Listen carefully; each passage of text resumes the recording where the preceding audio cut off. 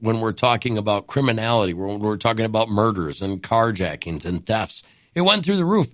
And then these same people that talk about how bad the cops are, they're the same people. Why didn't you get here faster? I don't know, because you cut our budget by 30%, you moron.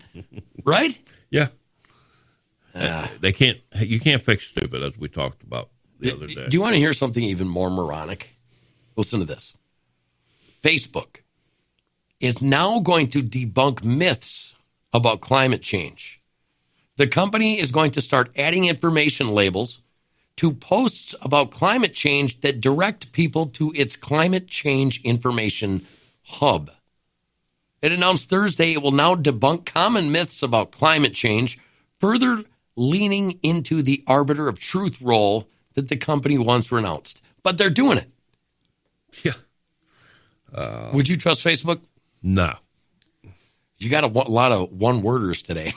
I know. No, I don't trust Facebook. Facebook got rid of me. Why would I trust Facebook? Well, it says the social media giant said it is adding a section to its climate change information hub that will feature facts with accurate information about misconceptions and falsehoods. Kind of like this. If you are a black segregationist and or a black power group, you can freely distribute your propaganda and hate speech on Facebook. Why?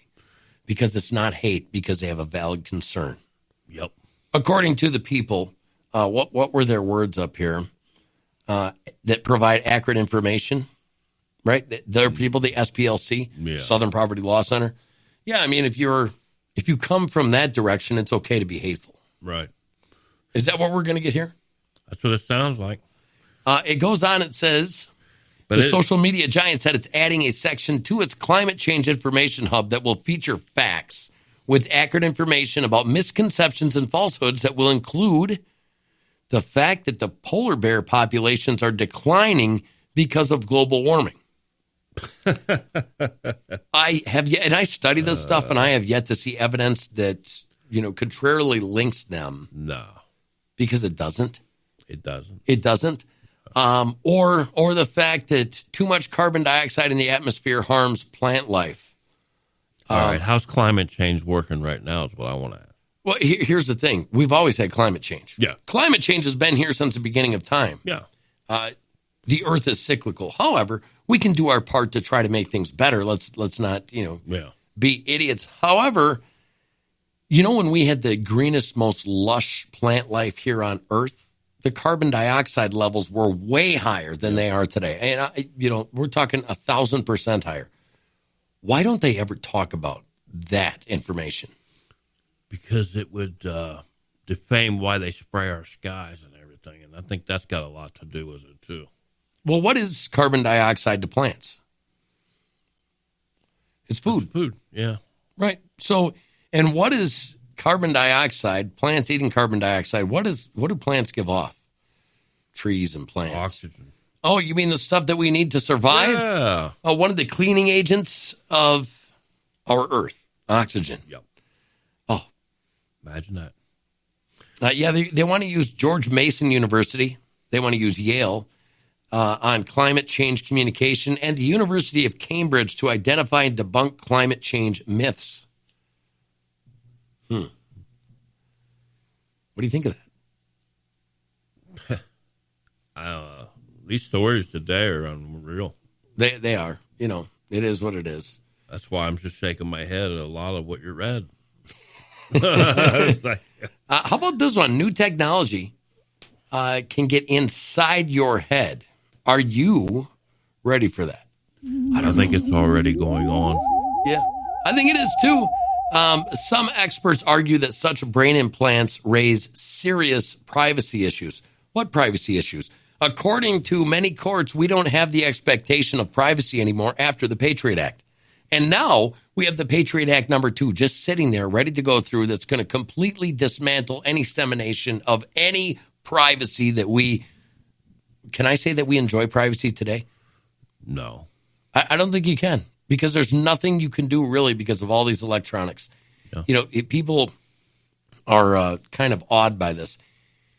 But if you want to make a speaker and people say this is a conspiracy, but I question this.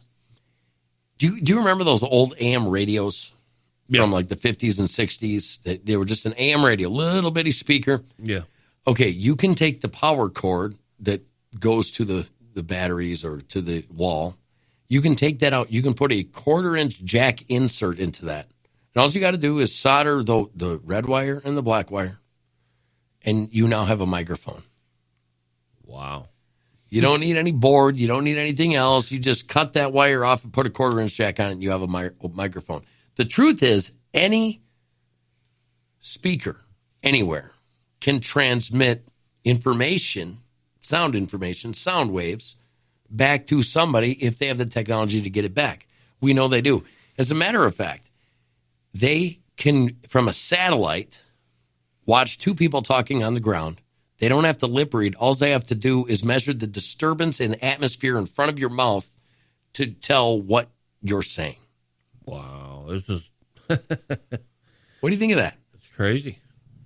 Okay, so it says, Gertrude the pig rooted around a straw-filled pen. She gave no notice to the cameras and onlookers. She also ignored this 1,024 electrodes eavesdropping on her brain. Each time Gertrude's snout found a treat in a researcher's hand, a musical jingle sounded, and it signaled activity in nerve cells around her snout. Those beeps were part of a big August 28th, 2020 reveal of the nerve-watching tech by Neuralink. It's a company based in San Francisco, California. In a lot of ways, it's kind of like a Fitbit for your skull with little tiny wires. Or at least that's how Elon Musk has described his company's new technology that day. So think about this. Your brain, you literally wouldn't have to have a computer anymore. No, you would be a computer. Yeah, that's right. You turn into the computer. That Neuralink goes on. You can search a database. But think about that. If that's the next step, okay, and I see a lot of very foolish people doing this. If that's the next step, then what? Then the information that you're getting is key to everything. Yeah. So the new humans across the planet, you put Neuralink in them, they are going to feed off the information that's given to them. Maybe now you can understand why the governments are really pushing to control all that information. Yeah. If you want them to do something, well, obviously, if they can do it in a pig, they're going to do it to you. They can control your nervous system. Well, this guy's becoming a problem. Let's just shut him down. Right. You know, we can't let people get into that data information bank. And think about it. In that world, the super rich are going to control the information anyways. That's why information is power. Literally, I was reading an article today where they're talking about car companies getting to the point where the cars themselves are measuring the information about you, and that information is more valuable to them than selling your car. So they will give you cars with all these gadgets in it. They're going to give them to you so they can turn around and sell the information that car collects on you. Wow.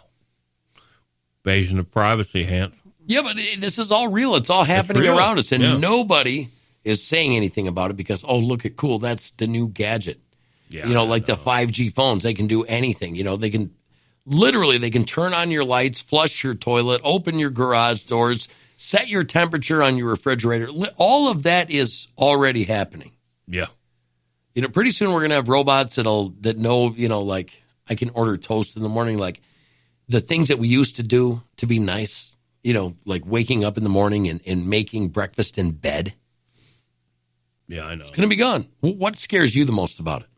It's going to take away the human element, us being able to do, like you said, you know, do unto our, like your wife or your girlfriend or whatever. You want to do something for her, but yet when you wake up, it's already been thought of.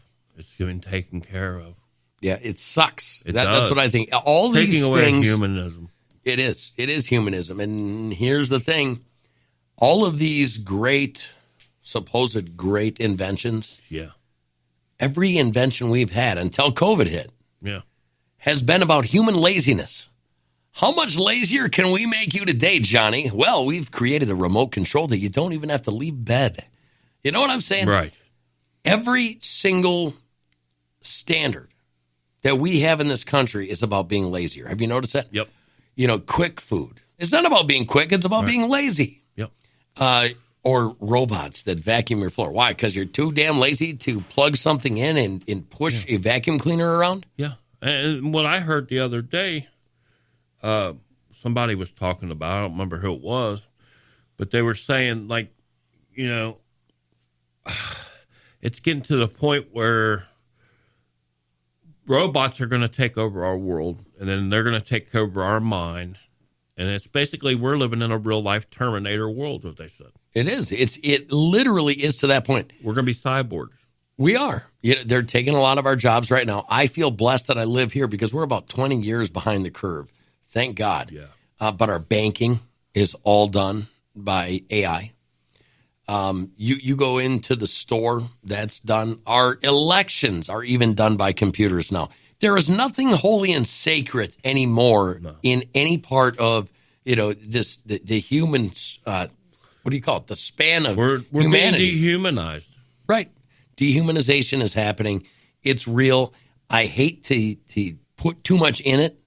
I know. But when they're talking about us eating synthetic foods for everything, they're talking about putting stuff in the atmosphere to stop the sun from coming here. When we start playing God, everything's going to go haywire. Yep. You know what I'm saying? Yep. I agree. Oh, it is what it is, folks. I want to thank you for joining in today, even though we had Bump on the Log over here today. He's just too cold. I'm watching him. I can see your breath. I think that's kind of funny. But we love you guys. Remember tonight, there's Around the Campfire with Kate. She's got somebody that she's bringing on that's pretty cool.